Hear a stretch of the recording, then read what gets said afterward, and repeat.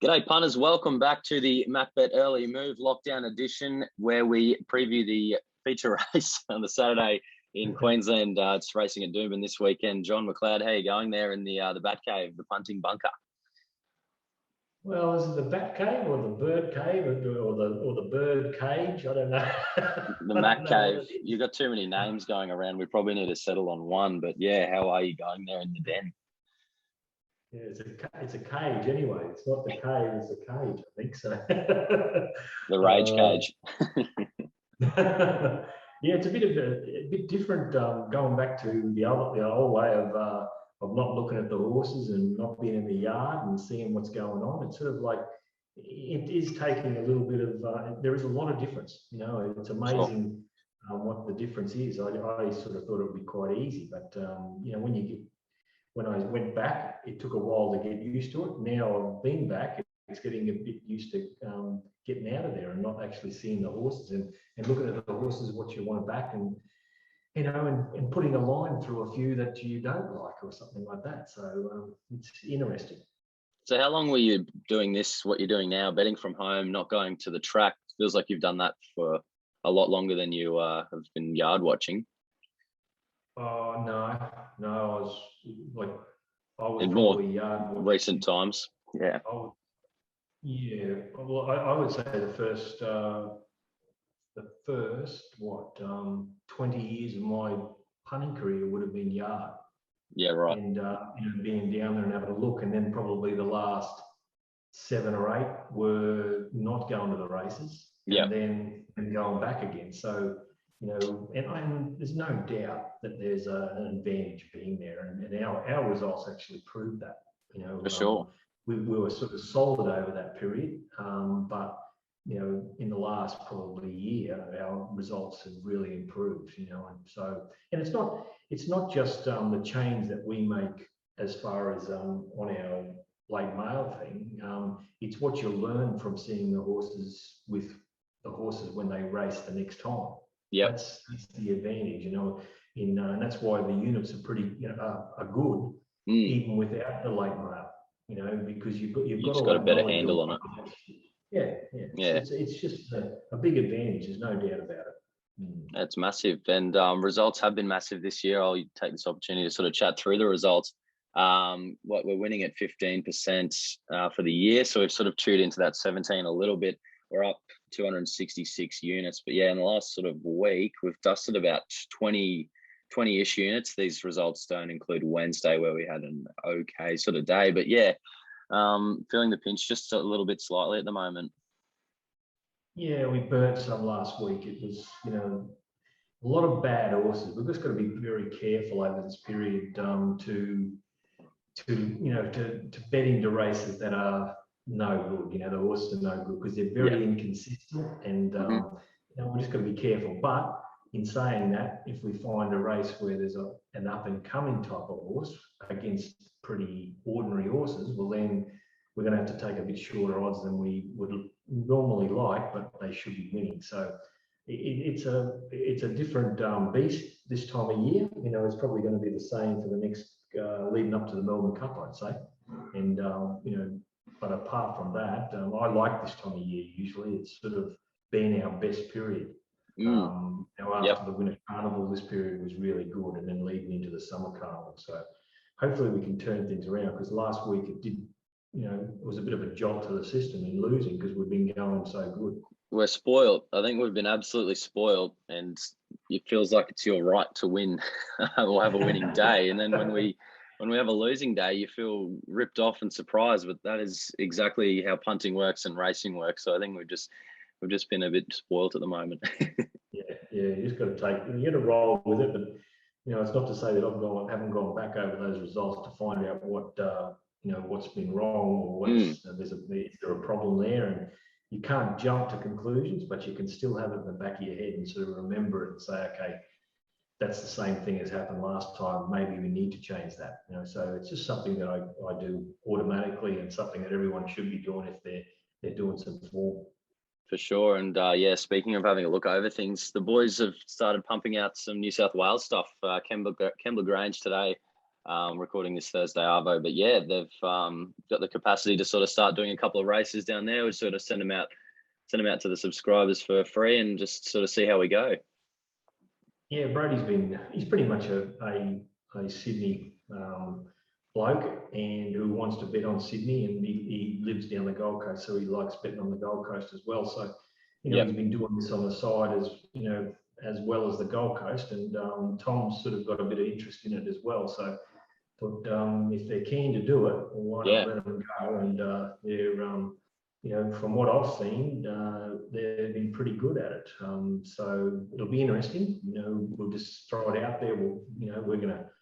Everyone's going to be looking at it. I've probably been looking at it over the last 2 or 3 weeks, and it'll be what everyone's decision is, if whether we push forward with it and put it on our platform for people to purchase or whatever. But we'll give it out free for a few weeks. Yeah. See what everyone's thinking. Trial it, drum up some interest, just like Hong Kong. We sort of dabbled in that a little bit a while ago, and it's gained traction, and we sort of added it to our offering, and it went massive for a while there. We were getting some really, really good results. So nice to mix things up. Nice to have a bet down south. I can't remember the last time I bet in New South Wales or Vic. But nice to just have something different. So that'll probably be Wednesdays, Saturdays for now. I would say so. It'll be Wednesdays, Saturdays. There might be, that'll be the service. But there might be a few things crop up, like Kembla Greens today. They're going to do it, but it'll be the service. Will probably be a Wednesday and Saturday, I'd say. For sure. Well, keen to see. I'll post a couple out on Twitter as we go, but generally we'll sort of preserve these to our existing like Queensland weekly and monthly subscribers. So they'll be getting that. We'll just gauge interest, gauge results, and then sort of go from there. So yeah, everyone keep an ear out for that. Let's shift our focus to this weekend. Saturday, they're racing at Doomben. The rail's in the true position I was talking before, and it's a soft 5 currently. You're saying it's probably going to favour leaders. I would say so. I think with this wind around, it's going to dry out. And when it's back in the true, they seem to, it becomes pretty leaderish. And if it's a westerly wind, well, then it's even more leaderish. So it's going to be an interesting day, but that's my thoughts first off, is that you don't want to be getting too far back. But, we can change on the day. But that's, the first couple of races that we'll be playing into, that's how we'll be looking at them. All right. And we are previewing race 8 at Doomben today. It's the Sky Racing Open Handicap over 1,110 metres. I'll run us through the market. Shooting for Gold is $1.80. F Troop $4.80. Totally Charms $5. Just Orm is 14s there from the Golan Yard. Desert Man $21 again. Snitz is 23. Tato Key 23. $26 and better the rest. Let's start with the hot pot. Shooting for Gold. We got Bailey Nocta on board, and that is your top pick at $1.75.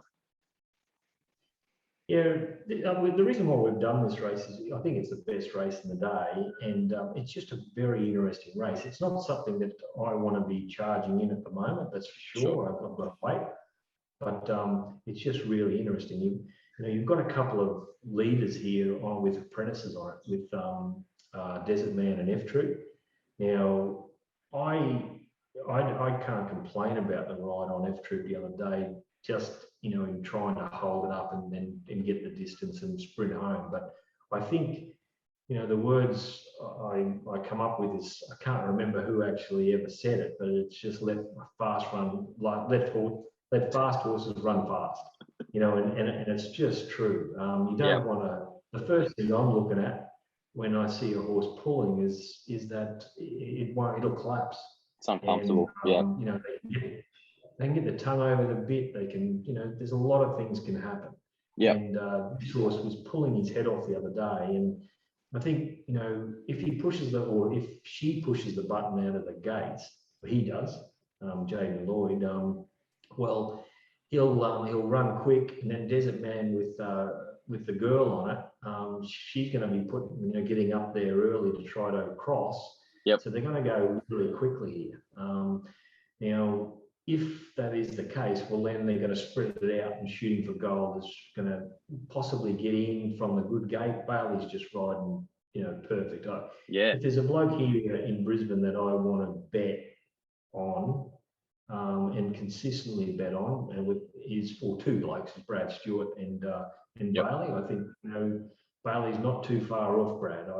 That's and that's a big thing. That's a big rap because Brad's a really good jockey. So I think they're the two that heading in front of the rest. I think James Orland's riding fantastic. Yeah. But Ken bias tracks, he doesn't think about it enough. I think he must be in the room just having a look around, sort of thing. Holding hands and having a smoke, playing on the phone.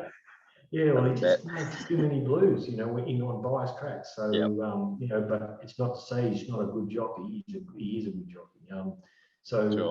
In saying that, they're going to go quick. If this is the case, well, then shooting for goal might slot in from the bad gate and be sitting midfield, maybe a touch worse, and be the one hitting the line hard. Now, if they don't go that quick, well, then, and it's a leaderish type of track, well, then he's going to be in an awkward position from 10 gate because he's going to have to go a little bit earlier than what he wants to, and whether he's going to be wide and without cover problem, so it's just a really interesting ride for Bailey. He's if it was anyone else but him or a girl or, one of an apprentice or something like that on it, you'd sort of take a stand to it. But, with him on it, you just think that he might slot it in somewhere.